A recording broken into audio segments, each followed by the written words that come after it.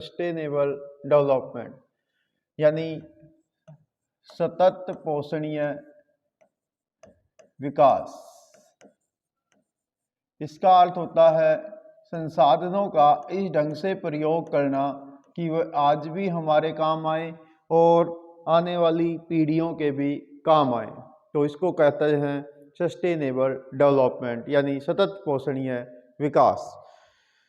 तो आप लिखेंगे इसमें, जब क्वेश्चन आएगा तो आप बताएंगे कि जो डेवलपमेंट है वो मल्टी डायमेंशनल कंसेप्ट होना चाहिए और इसका सिग्निफिकेंस पॉजिटिवली रहना चाहिए कि वो आज भी हमारे सोसाइटी को ट्रांसफॉर्म कर सके और इन्वायरमेंट की भी प्रोटेक्शन कर सके।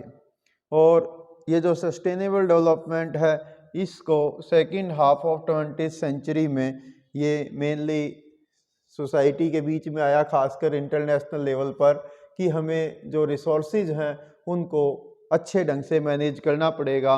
क्योंकि जब सेकेंड वर्ल्ड वार हुआ तो उसके बाद कई सारे ड्रामेटिक चेंज जो है वो सोसाइटी में या वर्ल्ड लेवल पर देखने को मिले। और इसमें इस बात का ध्यान रखा गया कि जो ग्रॉस डोमेस्टिक प्रोडक्ट है या ग्रॉस नेशनल प्रोडक्ट है, जीएनपी जिसको आप बोलते हैं, या पर कैपिटा इनकम जिसे पीसीआई हम बोलते हैं, तो उसको इंक्रीज करते हुए हमें हमेशा इन्वायरमेंट का ध्यान भी रखना पड़ेगा। क्योंकि जब हम कोई भी कंट्री है वो इकोनॉमिकली डेवलप करती है तो वो स्पीडली या पॉजिटिवली जो काम करती है तो उससे अनइक्वल डिस्ट्रीब्यूशन हो जाता है और ख़ासकर इससे इन्वायरमेंट को बहुत अधिक नुकसान पहुंचता है।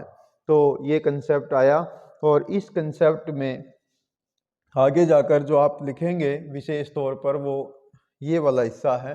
तो आप बताएंगे यहाँ पर, इन सेंटेंस को आप अपने ज़रूर लिखें क्वेश्चन में, कि इन्वायरमेंटल इशू आने लगे बाद में 1960s के बाद वेस्टर्न वर्ल्ड के जो डेवलपमेंट उन्होंने किया तो उसका पूरे की पूरी दुनिया पर इफेक्ट पड़ने लगा, जिसके कारण से ग्लोबल वार्मिंग हुई या ग्लोबल इश्यूज जो है वो सामने आने लगे।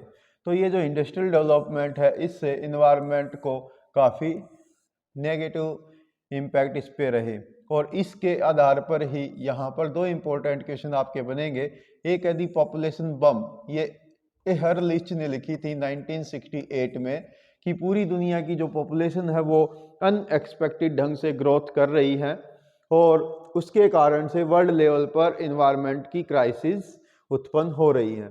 इसी प्रकार से मीडोस ने और उसके अदर साथियों ने 1972 में एक किताब लिखी जिसका नाम है the limit to the growth. तो ये दोनों इंपॉर्टेंट किताबें हैं, आप ध्यान रखेंगे, ये आपसे कई बार एक अंक के क्वेश्चन में पूछी जाएंगी कि द पॉपुलेशन बम जो है वो किसने लिखी है। तो वो लिखी है एहरलिच ने और 1968 में इसको लिखा गया और 1972 में लिखी गई थी the limit to the growth. ये बुक है मीडोस की और उसके साथियों की। तो इन्होंने पब्लिक के बीच जो इन्वायरमेंटल रिलेटेड इश्यूज हैं उनको जर्नल किया था या जर्नली उनको उठाया था और इसके बाद धीरे धीरे पूरी दुनिया में सस्टेनेबल डेवलपमेंट का कंसेप्ट जो है वो विकसित हुआ कि हमने संसाधनों को इस ढंग से यूज करना है कि वो आज भी हमारे काम आए और आने वाले समय में भी काम आए। इसी के लिए फिर बाद में ये जो इन्वायरमेंटल इश्यूज हुए तो इसके लिए यूनाइटेड नेशन ने world commission on environment and development, WCED इसको बोला जाता है। ये भी आपके लिए एक अंक का क्वेश्चन रहेगा क्योंकि इसकी फुल फॉर्म आपसे पूछ ली जाएगी। इसका विकास किया गया और ये एक कमीशन बनाया गया जिसका हेड यानी जिसका नेतृत्व किया Norwegian prime minister grow Harlem Brundtland ने। ये वहाँ की लेडीज प्राइम मिनिस्टर थी उस टाइम की। तो इन्होंने इस WCED की लीडरशिप की थी, हेड किया था इसको, और इसने बाद में इस कमीशन ने एक रिपोर्ट जारी की थी वर्ल्ड लेवल पर जिसको कहते हैं ब्रंटलैंड रिपोर्ट। तो ये आपके लिए ये भी एक क्वेश्चन रहेगा इम्पोर्टेंट। और इसने जो वो रिपोर्ट जारी की थी उसका नाम था आवर कॉमन फ्यूचर, यानी पूरी दुनिया का एक साझा भविष्य। और ये बुक पब्लिश हुई थी, यानी ये रिपोर्ट पब्लिश हुई थी 1987 में। और इसमें कहा गया था, ये आप डेफिनेशन लिखेंगे सस्टेनेबल डेवलपमेंट की, कि development that meet the needs of the present without compromising the abilities of the future generation to meet their own needs। ये आप इसकी डेफिनेशन लिख देंगे, ठीक है।